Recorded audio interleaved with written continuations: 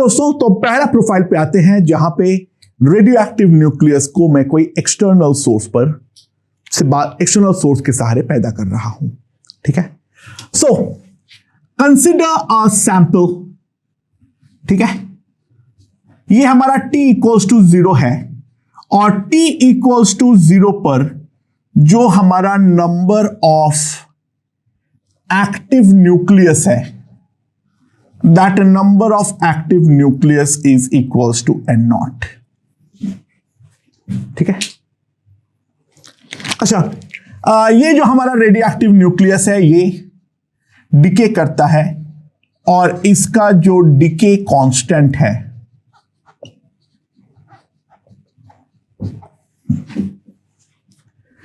बोला क्या है, जो active nucleus is constantly added via external source at a constant rate c।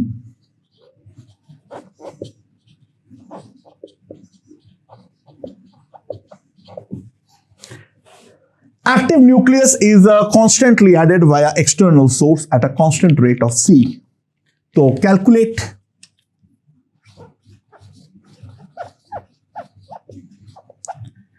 number of active nucleus as f of t in the sample, obviously. Plot its graph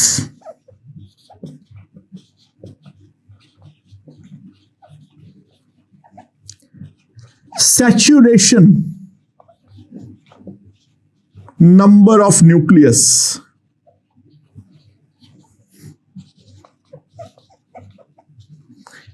and time required to attain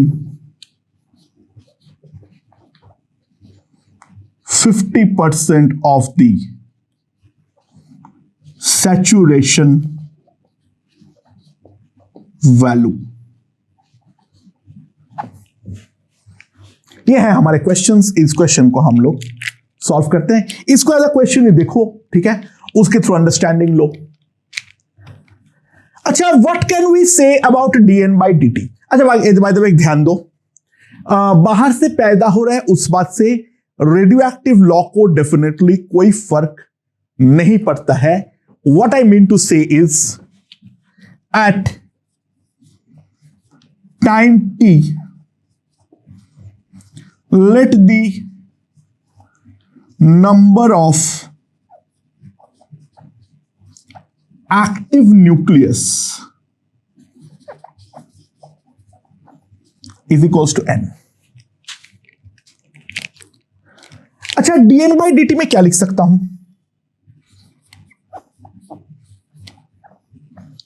minus lambda n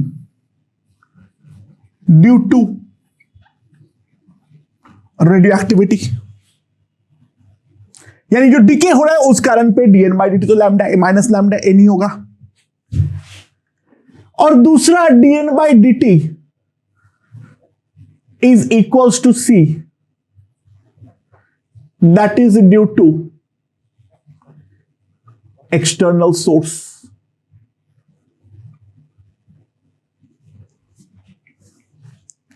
तो यहां पर dn by dt दो तरीके से हो रहा है। एक तो जो खुद डिके हो रहा है उस कारण पे dn by dt को हम सिंपली माइनस लैम्डा n लिख सकते हैं, और दूसरा dn by dt को हम सिंपली c लिख सकते हैं due to external source.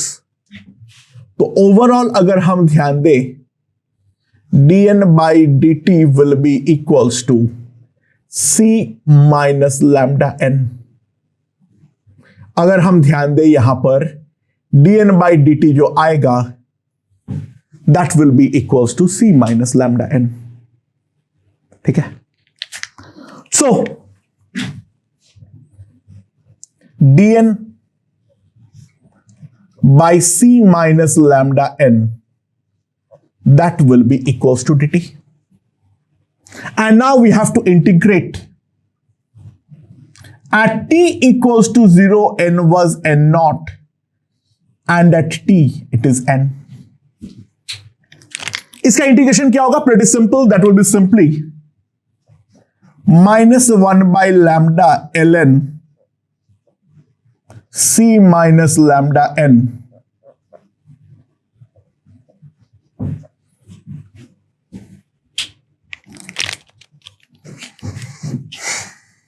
So ln c minus lambda n by c minus lambda n naught minus lambda t. So what we have is c minus lambda n, c minus lambda n naught into e to the power of minus lambda t. तो दोस्तों ध्यान देना यहां पर c minus lambda lambda n जो आएगा,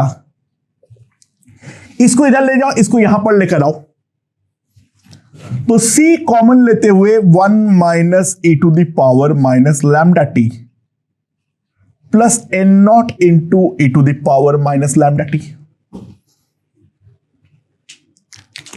तो जो हमारा n होगा that will be c by lambda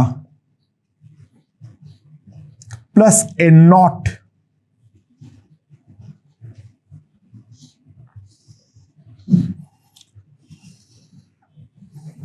ये हमारे पास आने वाला है. तो दोस्तों for saturation value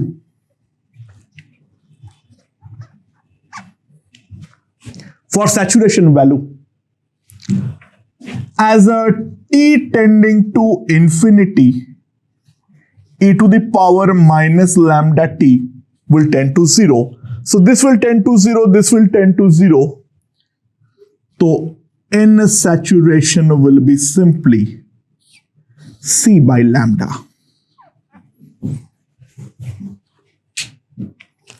So now we want to find t for 50% of the saturation value. ठीक है, 50% ऑफ द सैचुरेशन वैल्यू पे पहुंचने में कितना टाइम लगेगा? Let the time be T nought. तो 50% जो होगा that will be c by 2 lambda equals to c by lambda e to the power minus lambda T nought plus n into e to the power minus lambda T nought. तो मेरे पास क्या आ जाएगा? ध्यान देना, यहां पर जो होगा that will be c by 2 lambda और यहां पर हो जाएगा c बाई लैम्डा. इसको यहां पर लेकर आऊं तो c by 2 lambda is equals to c by lambda minus n not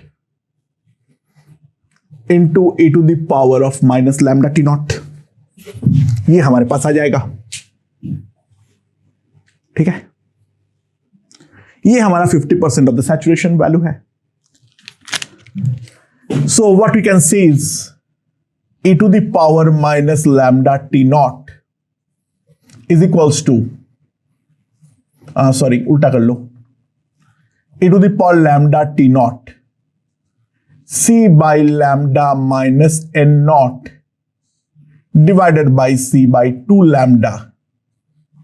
So that will be 2 minus 2 lambda n naught upon c.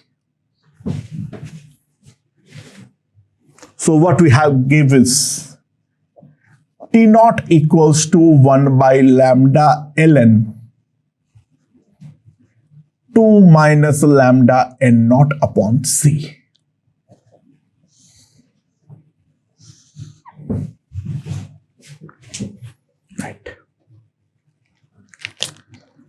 अच्छा, तो अब हम लोग एक इंपॉर्टेंट पार्ट पे जाने वाले हैं, वो है द प्लॉट ऑफ ग्राफ।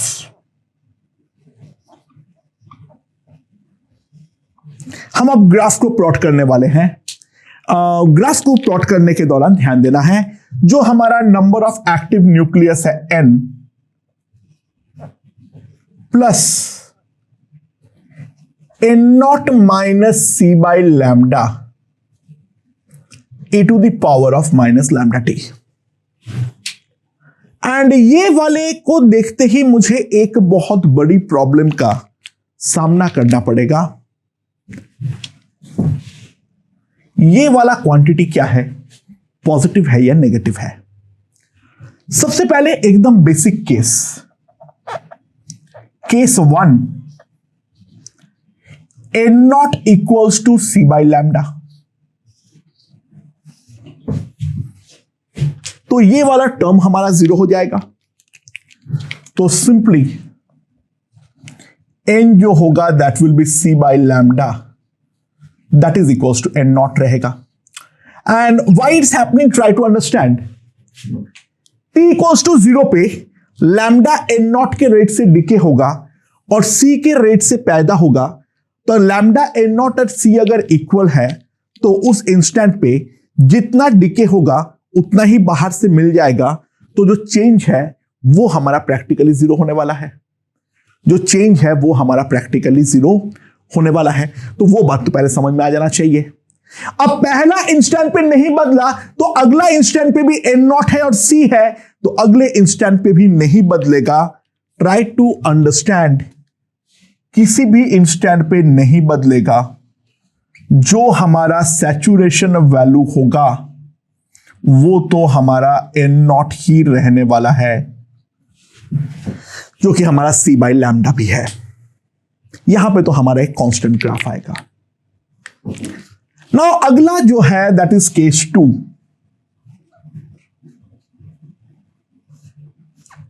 जो हमारा n0 है वो greater than c by lambda है।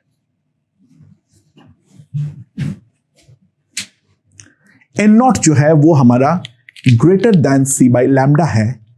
यानी ध्यान दो, जो हमारा सैचुरेशन वैल्यू है वो सैचुरेशन वैल्यू डेफिनेटली हमारा कम है as compared to the initial value. Now try to understand, initially this will be 1, finally this will be 0। तो इनिशियली जो है हमारा ज्यादा रहेगा, फाइनली जो है वो हमारा कम हो जाएगा। तो यहां पर जो ग्राफ बनेगा, try to understand, we will have a decreasing graph like this. This is n, this is t, this is n0, this is c by lambda.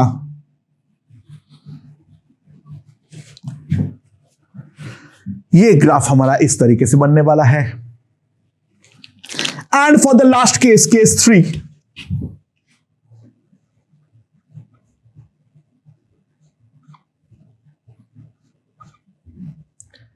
n0 is less than c by lambda।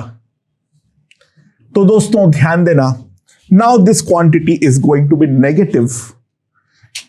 जो हमारा final saturation value है वो initial value से ज्यादा है।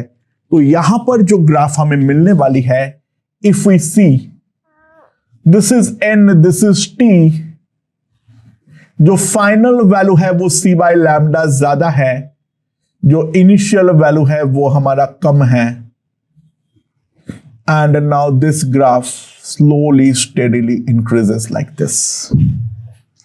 तो मेरे ख्याल से ये हमें समझ में आ चुका है। So these are the cases, case 1, case 2 and case 3। तो अगर मैं एक्सटर्नल सोर्स से प्रोवाइड कर रहा हूं तो उसको एनालाइज करने का बेसिक मेथड जो है वो डेफिनेटली हमें समझ में आ चुका है। Now we move on to parallel decay. ठीक है, यानी एक ही न्यूक्लियस दो अलग अलग पाथ में हमारा डिके करने वाला है। Let's see. ओके दोस्तों, so there is a radioactive nucleus A at t equals to 0, जो हमारा सैंपल पॉपुलेशन है that is N nought. A जो है वो हमारा साइमल्टेनियसली दो पॉसिबल डिकेस दे सकता है, वो है एक अल्फा डिके कर सकता है और एक बीटा डिके भी कर सकता है। जो अल्फा डिके है उसका डिके कांस्टेंट है लैम्डा अल्फा, और जो बीटा डिके है उसका जो डिके कांस्टेंट है वो है लैम्डा बीटा। अल्फा डिके करके वो बी में कन्वर्ट हो रहा है डॉटर, और बीटा डिके करके वो डॉटर सी में कन्वर्ट हो रहा है। तो सवाल है एन ए, एन बी और एन सी हमें निकालने हैं, उनका ग्राफ भी बनाने हैं, और what is the ratio of probability of getting alpha and beta at a general instant as a function of time T. ठीक है, लेट्स सी, एक एक करके देखते हैं। अच्छा, अगेन ट्राई टू अंडरस्टैंड एक चीज, अल्फा डिके कि सब कुछ इंडिपेंडेंट होता है does not effect beta decay and vice versa. Beta alpha पर इफेक्ट नहीं डालेगा और अल्फा जो है वो हमारा बीटा पर इफेक्ट नहीं डालने वाला है। ठीक है, सो दोस्तों ध्यान दो, D N A by D T will be equals to minus lambda alpha into Na due to alpha decay, और dNA by dt minus lambda beta into Na that is due to beta decay। Basically यहां पर एक बाप के दो बेटी हैं और उनको दोनों को पैसे दे रहे हैं। मान लो पहले वाले के 10 रुपया पर डे दे रहे हैं, दूसरे वाले को 20 रुपया पर डे दे रहे हैं। तो झगड़ा होने के अलावा और जो होंगे, पापा का जो नेट खर्चा है वो पर डे हमारा 30 रुपीज होने वाले हैं। अच्छा, पापा दो नहीं बन गए, ठीक है ना, पापा एक ही है। सो इसके कारण इस रेट से, दूसरे के कारण इस रेट से अगर हमारा डिके हो रहा है तो ऑब्वियस सी बात है जो हम लिख सकते हैं D N A by D T दोनों के कारण will be lambda alpha plus lambda beta into N A. ठीक है, हम इस तरीके से लिख सकते हैं। So D N A by N A will be equals to minus lambda alpha plus lambda beta into D T, ये हम लिख सकते हैं। So now if we integrate at t equals to 0, Na was n naught, and at t it is Na. So this is ln Na by n naught, और ये मैं लिख सकता हूं minus lambda alpha plus lambda beta into t. So what I can write is Na is equals to n naught lambda alpha plus lambda beta into t. तो ध्यान दो, parallel में और तो कोई फर्क नहीं पड़ रहा है, सिंपली हमारे लैम्डास जो है वो हमारे ऐड होते जा रहे हैं। पैरेलल में और तो कोई फर्क नहीं पड़ रहा है, सिंपली हमारे जो लैम्डास है वो हमारे ऐड होते जा रहे हैं। ठीक है, मैं इसको जनरलाइज भी करूंगा, वेट फॉर दैट। तो ये हमारा Na आ गया as a function of time t। अच्छा, dNB बाई dt, ऑब्वियसली बात है अल्फा डिके के कारण जिस रेट से हमारा पैदा हो रहा है, जिस रेट से ये ए डिके हो रहा है उसी रेट से बी हमारा पैदा होगा। So that can be written as nothing but lambda alpha into N A, that is lambda alpha N not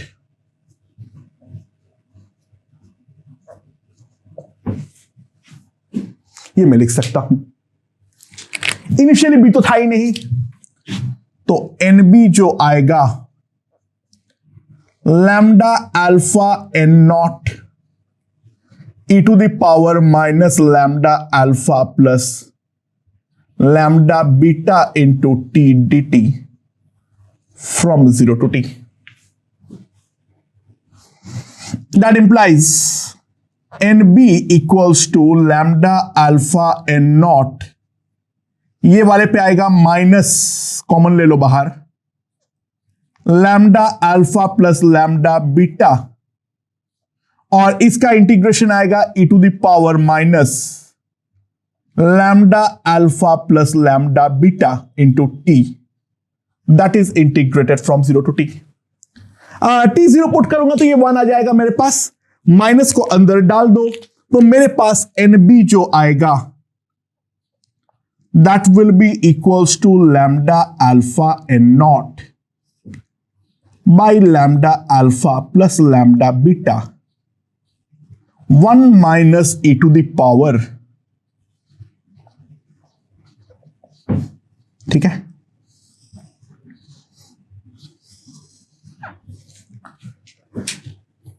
और C के लिए मैं क्या लिख सकता हूं, dNC by dt, that will be simply lambda beta into Na. तो बाकी सब कुछ तो सेम ही रहेगा, लॉजिकली देख सकते हो, मैं वापस इंटीग्रेशन करने का मेहनत नहीं कर रहा हूं. तो NC जो है वो है lambda beta n nought by lambda alpha plus lambda beta 1 minus e to the power lambda alpha plus beta into T. ये मेरे पास आ जाएगा NC. तो मेरे पास NB आ गया है और मेरे पास जो है वो हमारे पास NC भी आ चुका है. अब दोस्तों यहां पर ध्यान देने का कोशिश करो. सबसे पहली बात, हमारा सैचुरेशन वैल्यूज अगर हम निकालें तो हमारा सैचुरेशन वैल्यूज क्या क्या आएगा, मतलब मैं निकालना चाह रहा हूं NB एट इनफाइनाइट टाइम, ठीक है. अच्छा, NB एट इनफाइनाइट टाइम जो होगा, अगर मैं इंफिनिटी पुट करूंगा तो ये टर्म 0 हो जाएगा, और यहां पे C के लिए भी ये वाला टर्म जो है वो हमारा 0 हो जाएगा. तो NB का जो हमारा सैचुरेशन वैल्यू है that is lambda alpha n nought lambda alpha plus lambda beta, और NC at saturation lambda beta n nought by lambda alpha plus lambda beta. ये हमारे पास आने वाला है. मेरे ख्याल से ये चीज हमें समझ में आ चुकी है. उम्मीद है इसमें किसी को कोई दिक्कत नहीं होगी, ठीक है. अच्छा, ध्यान दो. अब ग्राफ तो मैं बना लूंगा जो भी है, बट NB बाई NC के बारे में साथ ही साथ एक बार देखते रहो, ठीक है. इंपॉर्टेंट है, क्यों है समझो. हम इतना इंटीग्रेशन करेंगे ही नहीं. जल्दी से एक बार ग्राफ तो प्लॉट कर लेते हैं. यहां पर तो हम लिख लेते हैं number of nucleus versus T. A के लिए अगर हम ध्यान दें तो A के लिए तो ये हमारा n नॉट है जो हमारा डिके करेगा like this, exponential decay. This is for ANA. अच्छा, B के बारे में अगर मैं बात करूं तो B का saturation value lambda alpha n nought by lambda alpha plus lambda beta.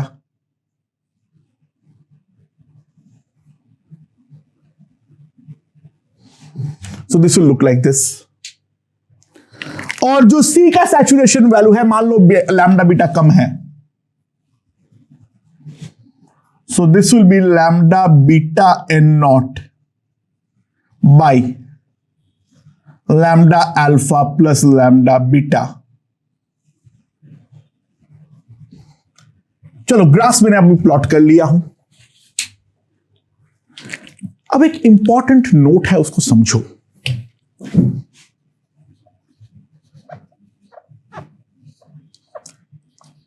NB by NC that will be equals to lambda alpha by lambda beta for any general t.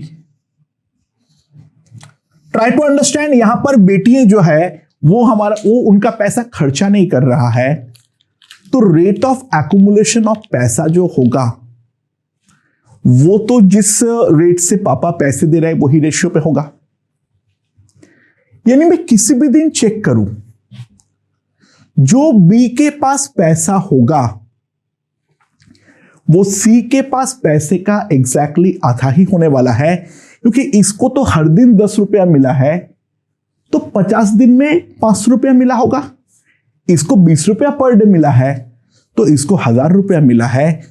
तो मैं 50 दिन पे चेक करूं या 100 दिन बाद check करूं या 2 साल बाद चेक करूं, खर्चा क्योंकि नहीं किए हैं, तो जिस रेट से इनको पैसा मिला है उसी रेट से, उसी रेशियो में उनका डेफिनेटली हमारा पैसा इकट्ठा भी हुआ है। तो NB बाई NC जो डीके कांस्टेंट का रेशियो होगा, उस डीके कांस्टेंट के रेशियो में ही हमारा इकट्ठा होने वाला है। सबसे पहले try to understand that thing. और दूसरी और एक इंपॉर्टेंट बात है, क्योंकि एक पेरेंट से एक ही डॉटर हमारा पैदा हो रहा है, तो NA plus NB plus NC that will be N0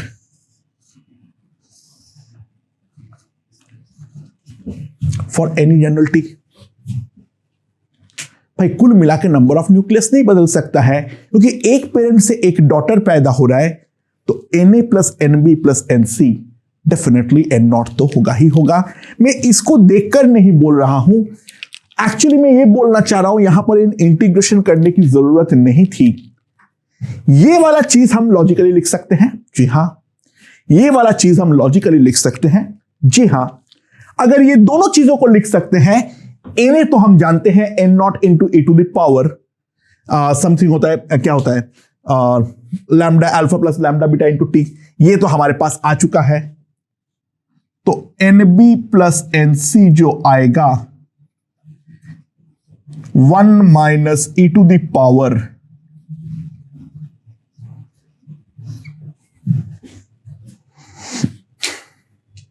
समझ में आया?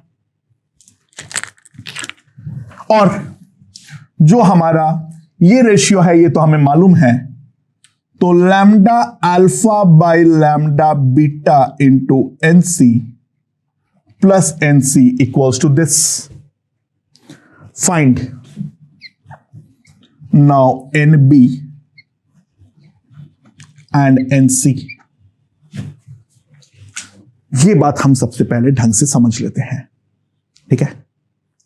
अच्छा, और क्या समझना है? अच्छा, number of alpha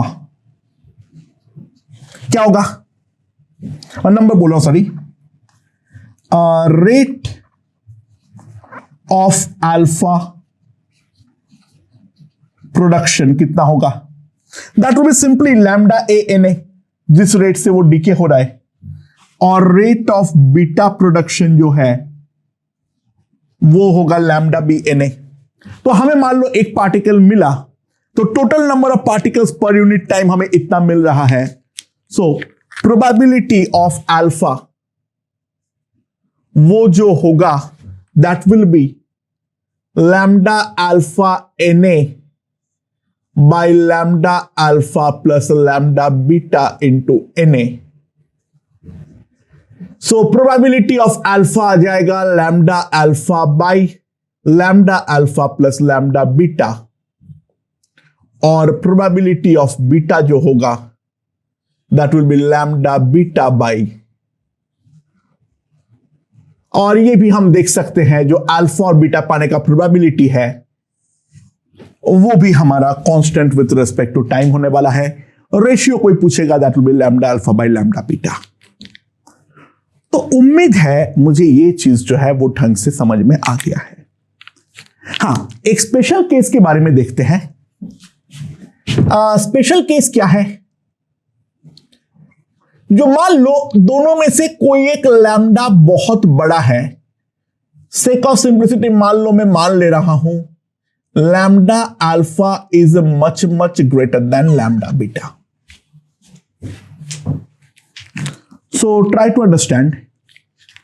practically B ही बी बनेगा, सी हमारा ना के बराबर बनेगा, बट एग्जाम में जो पूछा जाएगा वो तो एनसी ही पूछा जाएगा. It's very simple. Lambda alpha plus lambda beta को मैं प्रैक्टिकली लैम्डा अल्फा ही लिख सकता हूं. सो एन जो आएगा that will be equals to N nought E to the power minus lambda alpha into T. ये तो एन आ जाएगा. सब कुछ बी ही बी होगा तो एन नॉट माइनस एन भी आना चाहिए, जो कि देख लो आ भी रहा है. लैम्डा अल्फा नीचे वाला भी लैम्डा अल्फा होगा, वो तो कट जाएगा, और ये वाले को भी लैम्डा अल्फा लिख दो. जो हमारा एन बी होगा ये हमारा प्रैक्टिकली हो जाएगा N nought E to the power N nought into 1 minus E to the power minus lambda alpha into T.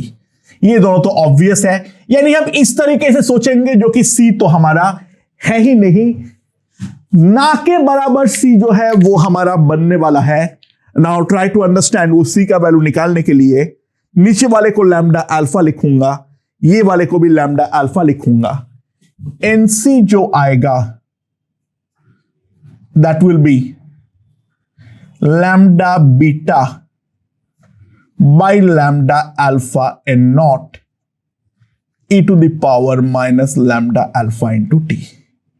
यानी अगर एक डिसइंटीग्रेशन कांस्टेंट बहुत ज्यादा दे रखा है बाकियों के रेस्पेक्ट में, तो इन दैट केस हम चीज को इस तरीके से ट्रीट करने वाले हैं. एन ए एन बी और एन सी जो है, उम्मीद है मुझे यहां पर समझ में आ चुका है जो हम किस तरीके से डील करेंगे. ठीक है. अच्छा, अगर मैं इसको जनरलाइज करूं, इन जनरल मान लो कोई सैंपल ए जो है वो बी दे रहा है, सी दे रहा है, dot dot dot dot lambda 1 lambda 2 Z दे रहा है विथ लैम्डा एन. तो एन पैरेलल रिएक्शंस है. ठीक है. तो जो हमारा इक्विवेलेंट लैम्डा होगा, lambda equivalent try to understand will be lambda 1 plus lambda 2 dot dot dot lambda N.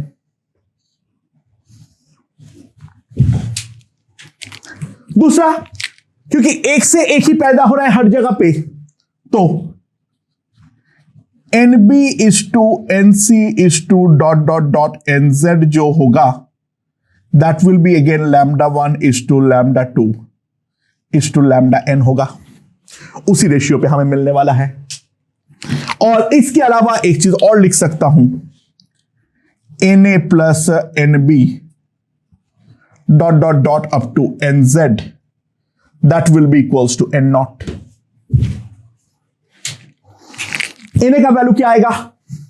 N A का वैल्यू हमारे पास सिंपली आ जाएगा N nought A to the power minus lambda equivalent into T. N B कोई पूछेगा तो क्या आएगा? Lambda 1 by lambda equivalent, जो करस्पॉन्डिंग लैम्डा है ये वाला रेशियो लो, और डिवाइड में तो सारे लैम्डा का सम आएगा, lambda equivalent into 1 minus E to the power minus lambda equivalent into T. ठीक है. And so on and so forth. इसमें जिसका भी निकालने बोलेगा वो हम निकाल देंगे. राइट. अच्छा, ये वाले रिलेशन से देखो, ln2 by T half equivalent ln2 by T half 1 plus ln2 by T half 2 so on and so forth तो 1/t½ equivalent 1/t½ 1 plus 1/t½ 2 so on and so forth। इस तरीके से हमारा चलता रहेगा। और कोई एक लैम्डा अगर बहुत बड़ा होगा, लैम्डा इक्विवेलेंट, वही लैम्डा के इक्वल हमारा होने वाला है।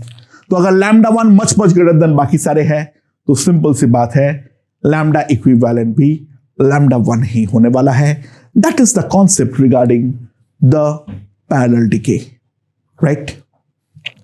ओके दोस्तों, तो ये वाले क्वेश्चन के बारे में थोड़ा समझते हैं। क्या बोला है? जो हमारा हेडिंग है वो है sample containing 2 different radioactive nucleus. लोग यहां पर अक्सर इसको पैरेलल के साथ कंफ्यूज कर जाते हैं। Do not confuse it with parallel. यहां पर मेरे पास एक रेडियोएक्टिव सैंपल है जिसके 2 अलग आइसोटोप्स हैं। एक आइसोटोप शुद्ध अल्फा डीके देता है और दूसरा आइसोटोप शुद्ध बीटा डीके देता है। सेम न्यूक्लियस अल्फा या बीटा नहीं देता है। That is the major difference between this profile and the parallel decay. Try to understand, this is a sample that contains 2 radioactive nucleus. Fortunately, they are isotopes, that doesn't matter. But दोनों independently, एक केवल alpha देता है, दूसरा केवल हमारा beta देता है। बाकी एक ही अल्फा और बीटा नहीं देता है। Try to understand पहले, जो ये हमारा पैरेलल डीके तो डेफिनेटली नहीं है। अब क्वेश्चन में कुछ बोला हुआ है, जो अल्फा डीके का t½ है वो है 405 सेकेंड्स और बीटा डीके का प्रोबेबिलिटी जो t½ जो है वो है 1620 सेकेंड्स। t = 0 पर हमें अल्फा और बीटा जो है दोनों इक्वल प्रोबेबिलिटी के साथ मिल रहा है, यानी बेसिकली जितने अल्फा पार्टिकल्स मिल रहा है उतना ही बीटा पार्टिकल्स मिल रहा है। तो सवाल ये है, जो t = 1620 सेकेंड पर वो प्रोबेबिलिटी क्या होगी, और दूसरा जो हमारा सैंपल का इफेक्टिव हाफ लाइफ है वो हमारा क्या है। कुछ चीजें गिवन है, जरूरत पड़ने पे, मैथमेटिक्स है ये, मैथमेटिकल कुछ चीजें गिवन है, तो अगर जरूरत पड़ेगा तो उसको हम देखेंगे, ठीक है। तो मान लो एट t = 0 जो अल्फा डीके करने वाला आइसोटोप है उसका एक्टिव न्यूक्लियस है N1, ठीक है। चलो N1 नॉट बोल दो। और बीटा डीके आइसोटोप का वो है N2 नॉट, ठीक है, समझ में आया? अच्छा, लैम्डा अल्फा कितना होगा? That will be equals to ln2/t½ और लैम्डा बीटा कितना होगा? ln2/1620, ठीक है। So, try to understand, जो मेरा dN1/dt आएगा that will be minus lambda alpha into N1 और dN2/dt जो आएगा that will be minus lambda beta into N2। ये हमारे पास आने वाला है ना। एक चीज और दे रखा है, at t = 0 probability of alpha equals to probability of beta, यानी ऑब्वियस सी बात है अल्फा आइसोटोप जिस रेट से डिके कर रहा है और बीटा आइसोटोप जिस रेट से डिके कर रहा है बोथ मस्ट बी इक्वल। यानी what I can say is lambda alpha N1 must be lambda beta into N2. This is the most important, lambda alpha N1 naught must be equals to lambda beta into N2 naught. This is a very important relation जो हम साफ साफ देख सकते हैं। So now यहां से हम क्या लिखेंगे, ध्यान दो, लैम्डा अल्फा और लैम्डा बीटा मुझे मालूम है, तो n1 naught by n2 not, ठीक है, n1 naught by n2 naught will be lambda beta by lambda alpha. तो lambda beta by lambda alpha कितना होगा, अगर मैं इसको डिवाइड कर दूं, सो नीचे आएगा मेरा 1620, ऊपर आएगा मेरा 405, so obviously this will be equals to 1/4। ठीक है, ठीक है, समझ में? तो लिखने के आसानी के लिए अगर n1 नॉट को मैं n बोलता हूं तो n2 नॉट मेरे पास आ जाएगा 4n। ठीक है, ये मैं डेफिनेटली लिख सकता हूं। So the first part is done. जो इनिशियली हमारा रेशियो था वो रेशियो हमने निकाल दिए हैं। अच्छा, कोई भी जनरल टाइम पे क्या होगा, n1 जो होगा that will be equals to n e to the power minus lambda alpha into T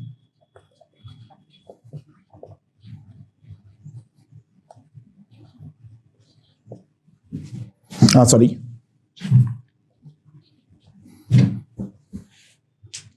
ठीक है। So t equals to 1620 second के बारे में अगर मैं बात करूं तो मेरे पास n1 जो आएगा that will be n e to the power minus ln2 1620 by 4/405। तो ये आ जाएगा मेरे पास 2 टू द पावर -4, ln तो खत्म हो जाएगा and it will be nothing but n1 will be n/16।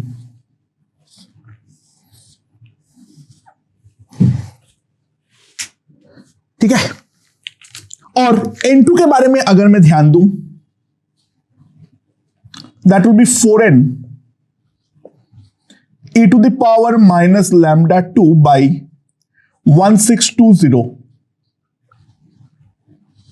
By 1620, तो n2 आ जाएगा n/2। सॉरी, क्या कर रहा हूं, 4n/2, 2n। So what will be the ratio of probability of alpha and probability of beta?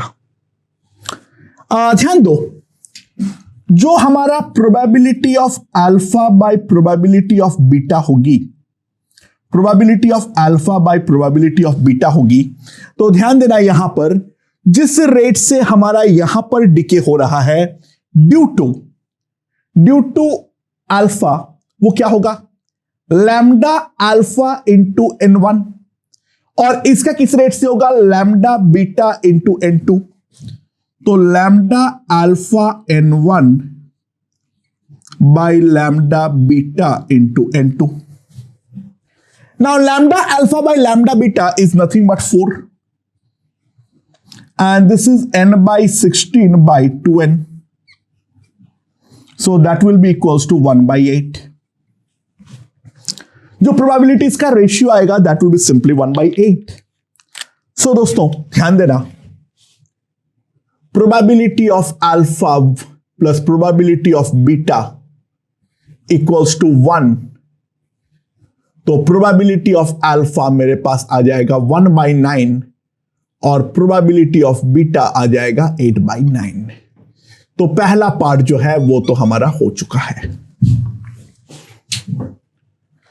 सो ये वाला जो पार्ट बोला है, the probability of getting alpha at t equals to 1620 second, that part is clearly done. मैंने देखो दोनों पे independent analysis जो है that is working. This is not a parallel reaction, एक ही न्यूक्लियस दो जगहों पे नहीं जा रहा है, वो दोनों आइसोटोप है, भाड़ में जाए, बट दोनों अलग रेडियो एक्टिव सैंपल का पार्ट है। That's it. नाउ मेन जो काम है फॉर effective half-life.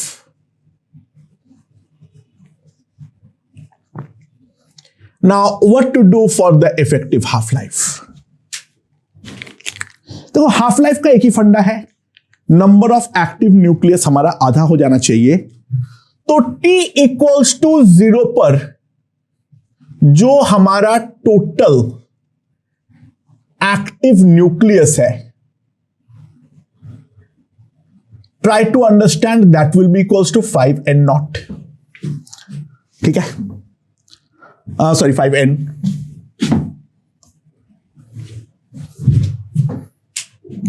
इसका n, इसका 4n, total active nucleus 5n है। So at T equals to T half effective जो हमारा टोटल एक्टिव न्यूक्लियस है वो हो जाना चाहिए 5n/2। So now we are going for the manipulation. Look what you can see. 5n/2 equals to n1 e to the power minus lambda alpha into t, इसको t not बोल दो,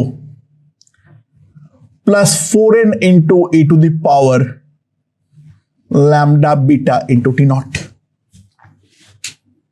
तो n काट के तो पहले खुश हो जाओ। Now what you can see is e to the power minus lambda alpha t naught e to the power minus lambda beta into t naught minus 2.5 equals to 0. And now please observe lambda alpha is a 4 times lambda beta. ठीक है, so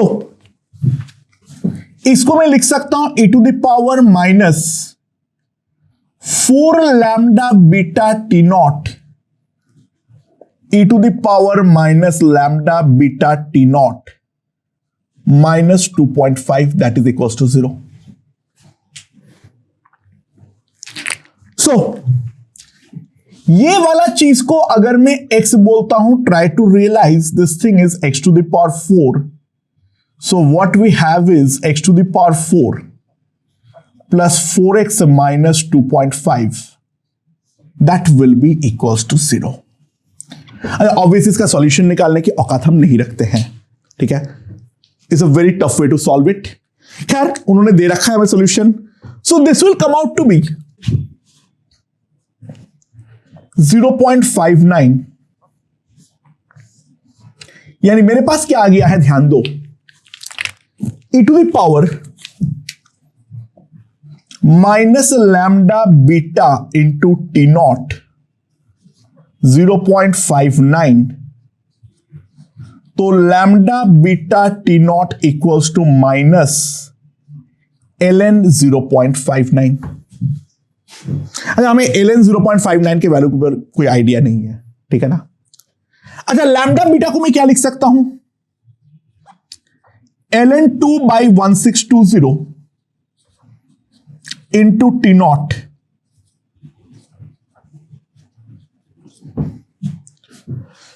and try to realise, इसको मैं simply खत्म कर सकता हूं ln को by base change rule, मैं दोनों तरफ लॉग में कन्वर्ट कर दूंगा, तो मेरे पास t naught जो आएगा -1620 इंटू लॉग 10 बेस का 0.59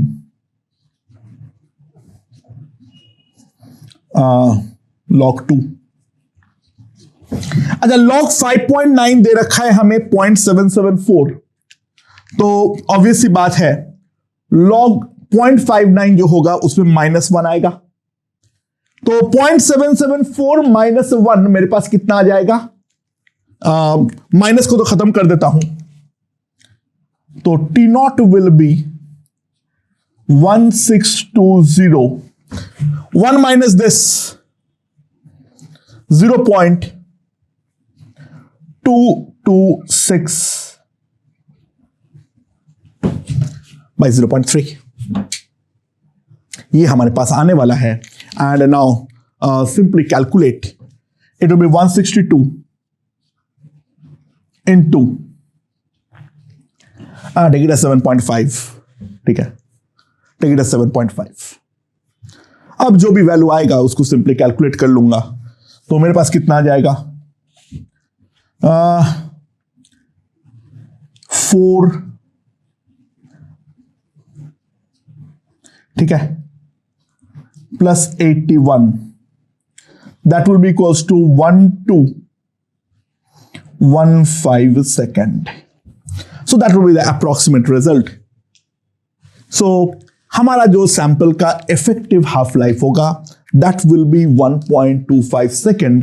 and please try to realize यहां पर जो हमारा 1/t हाफ इफेक्टिव है that is not equals to 1/t half 1 plus 1/t half 2 और lambda equivalent is not equals to lambda alpha plus lambda beta.